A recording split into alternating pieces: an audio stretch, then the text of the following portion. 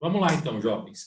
Categorias fundamentais das normas. Terminamos o nosso primeiro horário falando sobre normas de conduta e normas de organização, explicando para você como que isso vai acontecer. Nosso próximo assunto, estrutura da norma jurídica.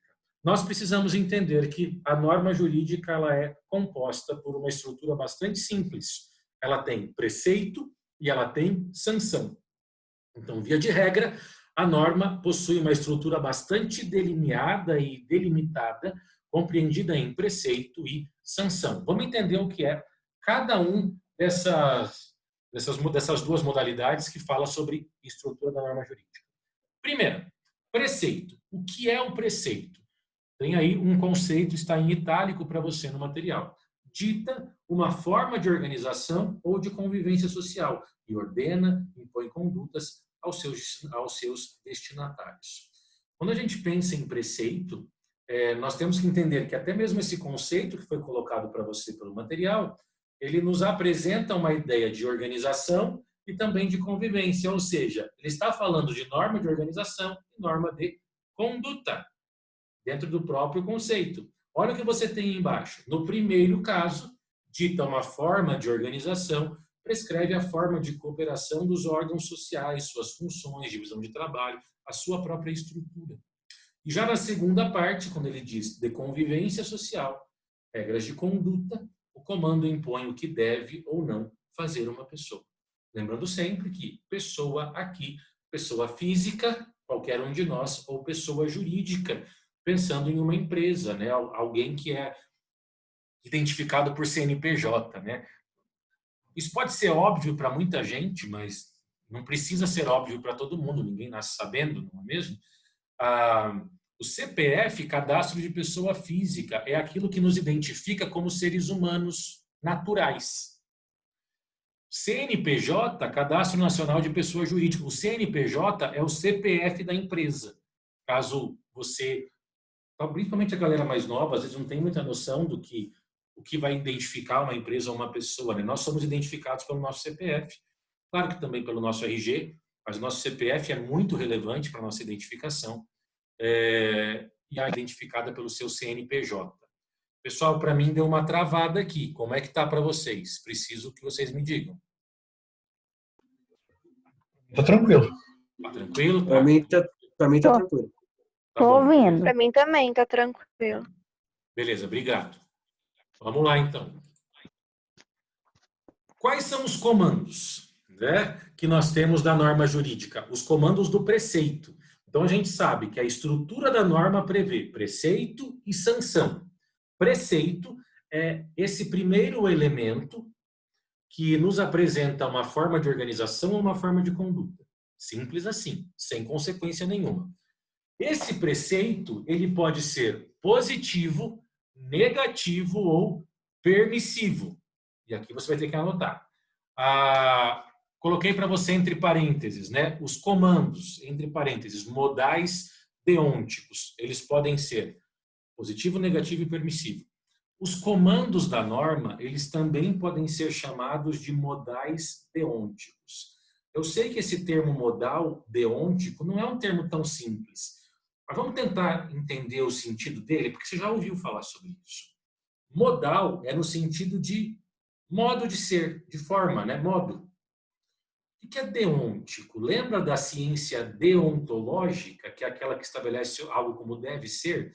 Modal deôntico é um modo a ser observado, porque deôntico é no sentido de dever fazer ou observar alguma coisa.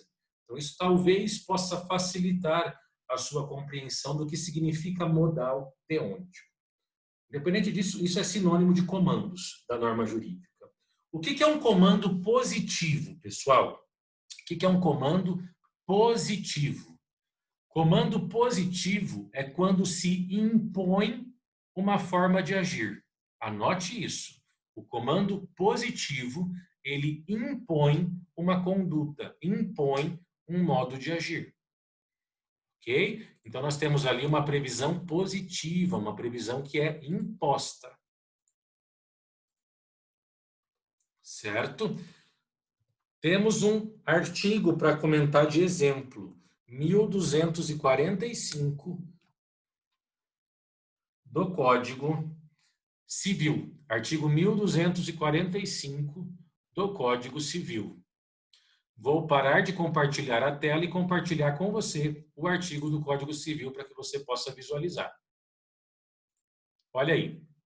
Deixa eu ver como é que eu aumento isso. 1245. Não sei se está tão tranquilo para você enxergar. Estou tentando aumentar aqui, mas aí ele aumenta e joga lá para baixo. Deixa eu ver aqui uma coisa. Só um pouquinho, pessoal. Ô, Senhor.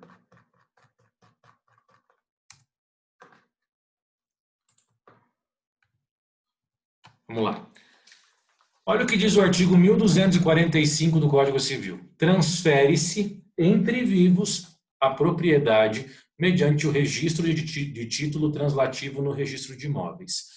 O que o 1245 diz? Que se eu faço a venda ou transmito um imóvel, bem imóvel, você já sabe o que é bem imóvel porque você viu essa classificação em civil. Se eu tenho transferência de bem imóvel, seja por uma doação, por uma venda, por uma permuta, não importa. Só ocorre a transferência pela mudança do registro. Não adianta simplesmente você entregar a sua casa para o comprador e a casa continuar no seu nome no registro. Olha o que diz o parágrafo 1º do 1245. Enquanto não se registrar o título translativo, que é o título que transfere a propriedade, o título translativo é a escritura que vai transferir a propriedade.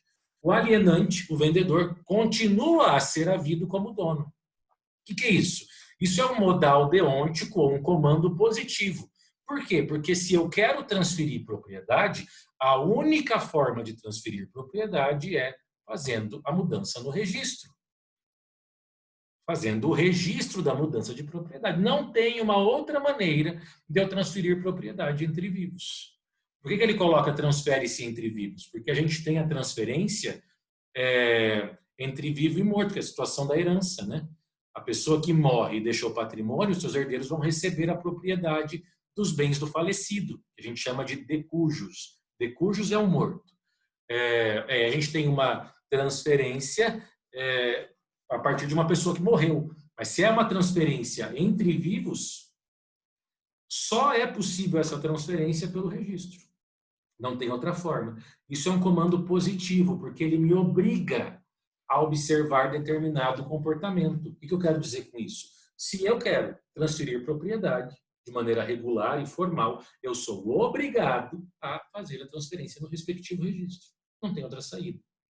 Comando tipicamente positivo. Tudo bem? Compreende isso? Próximo modal deôntico. Vou deixar aqui no Código Civil. Você sabe que tem aqueles 3, né? É o comando ou modal deôntico negativo. E o que é um comando negativo?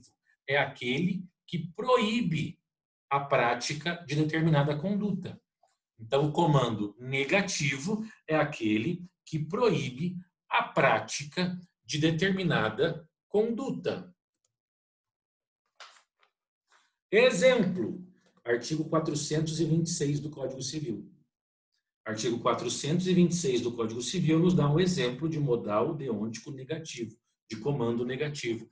Olha o que diz: não pode ser objeto de contrato, não pode ser objeto de contrato herança de pessoa viva.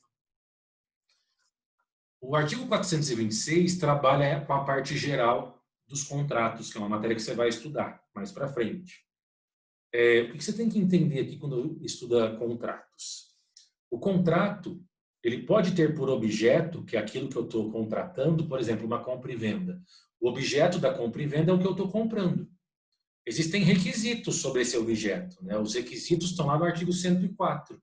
Então, o objeto do negócio jurídico tem que ser lícito, possível, determinado, determinável. Ok. É o parâmetro que eu tenho. E aí o 426 me dá um requisito negativo. Eu não posso realizar contrato tendo por objeto herança de pessoa viva. Ou seja, te dar um exemplo. Meus pais têm uma casa. E eu, como herdeiro dos meus pais, saio negociando a casa dos meus pais. Mas meus pais morreram? Não. A casa é deles ainda. Eu não posso negociar a herança de uma pessoa que morreu, porque ela não é minha ainda. Então, aqui eu tenho uma regra proibitiva. Isso tem um nome em latim que chama pacta corvina. Essa cláusula, né, do 426, contrato que tem por objeto herança de pessoa viva, o nome disso técnico é pacta corvina, do jeito que eu falo mesmo, sem nenhuma frescura escrita, que é o pacto do corvo, que é essa ideia de ficar desejando a morte da pessoa, sabe? Então eu já negocio uma herança que eu nem sei se eu vou receber ainda, porque vai que meus pais vendem a casa em vida. Eles podem fazer isso. Negocio e aí esperando que eles morram para que eu possa efetivamente concretizar esse negócio. Isso é um absurdo, não se admite isso no direito. É um comando negativo. E nós temos o último exemplo de comando, ou de modal deôntico, que é o comando permissivo. Certo? E o que é o comando permissivo? É quando a norma permite que algo seja feito ou não. Fica a critério da pessoa. Quando eu tenho um comando permissivo, a pessoa está autorizada a praticar algo ou não. A norma permite a prática de determinada conduta ou não. Fica a critério do próprio indivíduo. Qual é o artigo que nós vamos utilizar como comando permissivo? 1639. 1639. Olha o que diz o 1639. É lícito, ou seja, é permitido aos nubentes, antes de celebrar o casamento, nubente é noivo, tá? Antes de celebrar o casamento, estipular quanto aos seus bens o que lhes aprouver. O que é isso? Aqui ele está falando de regime de casamento. O 1639 diz, olha, vocês são noivos, vão se casar. Vocês têm a liberdade. Comando permissivo sempre nos apresenta uma liberdade, uma margem de atuação. Ok? Muito importante você entender isso. Todo comando permissivo me confere uma margem de atuação, uma certa liberdade. Ou seja, eu não tenho que obrigatoriamente agir daquela forma e tampouco não estou proibido a totalmente agir daquela maneira. Eu tenho uma margem de liberdade.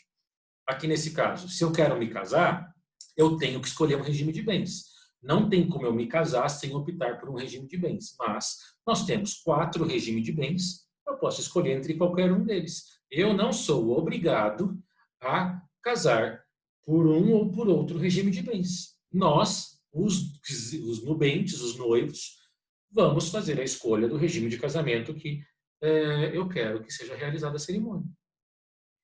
Então, hoje, se as pessoas não declararem expressamente o regime de casamento, qual é a regra hoje? Hoje, a regra é casamento de comunhão parcial. Todos os bens adquiridos após o casamento se comunicam. Os anteriores, não. Esse é o padrão, essa é a regra quando não se diz qual é o regime escolhido. Antigamente, no código anterior, a regra era a comunhão universal. Se os cônjuges, né, os noivos, os nubentes, não expressassem ali algum desejo de regime de bens, eles seriam casados em regime de comunhão universal. Só que hoje eu posso deixar a coisa rolar e aí eu vou me casar em comunhão parcial, ou eu posso escolher comunhão universal, posso deliberadamente falar comunhão parcial, participação final dos aquestos e separação de bens. Regime de separação total. Nós temos 4 regimes de bens passíveis de ser escolhidos pelas pessoas. Diferente é se eu tenho casando uma pessoa de 80 anos. Se a pessoa tem uma idade avançada, a lei obriga, e aí é um comando positivo, esse indivíduo a casar por regime de separação obrigatória de bens. Isso é para evitar aquela situação de casamentos só pensando na grana e tudo mais, e que vai acabar ferrando a pessoa, sabe? Mas a gente tem que pensar, estamos falando de comando permissivo. 1639 é um grande exemplo. É permitido aos nubentes, é lícito aos nubentes, aos noivos, antes de celebrar o casamento, estipular quanto aos seus bens o que lhes aprouver. Como também é um comando permissivo, a possibilidade de pacto antinupcial. Sabe aquele pacto antinupcial que muito artista de Hollywood faz? Onde depois se dá merda no casamento, a pessoa tem uma indenização diferenciada, recebe um valor. No Brasil pode ser feito pacto antinupcial. É comum? Não. Mas pode ser feito? Pode. Se a pessoa quiser, ela faz. Se ela não quiser, ela não faz.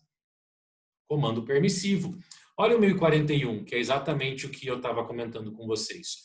É obrigatório o regime de separação de bens no casamento. E aqui, comando positivo, que a pessoa não tem possibilidade de escolha. Vai ter que ser assim. Se ela quer casar, vai ser obrigatoriamente regime de separação. Inciso 2, pessoas maiores de 70 anos. Percebe? Então, a gente consegue observar em qualquer norma jurídica, qualquer, pessoal, essas estruturas.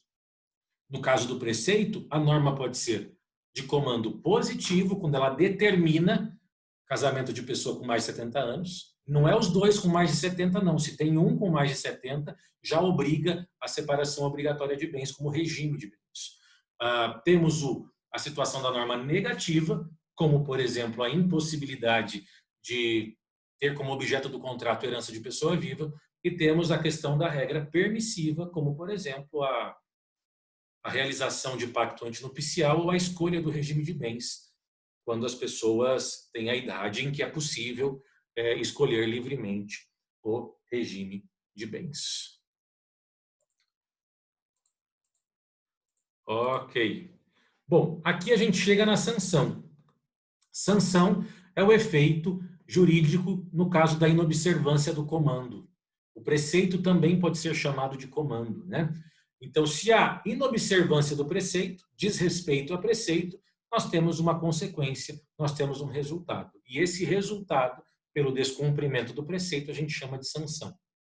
É importante, essa sanção, ela sempre, se você quiser anotar um sempre aí no slide, caso você tenha, sempre estabelecida de antemão pelo legislador. Tá? Eu não posso ter sanção surpresa. Por exemplo, eu desrespeito uma norma hoje, eu tenho que saber qual a consequência. Às vezes assim, mas eu não sei o que está na lei. Não importa, mas a lei está lá. Se eu não sei é porque eu não li, aí a culpa é minha. Mas já tem que estar na lei essa situação. Se eu pratico uma conduta, vamos imaginar, pegar um exemplo prático. Hoje, é comando permissivo escolher o regime de casamento. Ok? Então, eu posso escolher qualquer regime de casamento que vai dar tudo certo. Se hoje eu me caso e escolho o regime de casamento, não pode amanhã vir uma regra surpresa e dizer o seguinte: todos os casamentos que não foram realizados sob o regime de comunhão universal são nulos. E aí eu tenho a consequência, né, uma nulidade. Eu não sabia disso, isso não estava previsto. Então, sempre a consequência, ela tem que estar prevista antes da prática do ato que ela vai atingir. Isso você vai estudar muito em direito penal, que é o que a gente vai chamar de anterioridade da lei penal. Para eu ser punido por um crime hoje, essa conduta já tem que ser considerada crime antes de eu praticar a conduta. Porque se eu pratico uma conduta e não é crime, não pode vir uma lei para voltar no tempo e falar o que você fez é crime. Não. Tem que ser crime no momento em que eu pratico.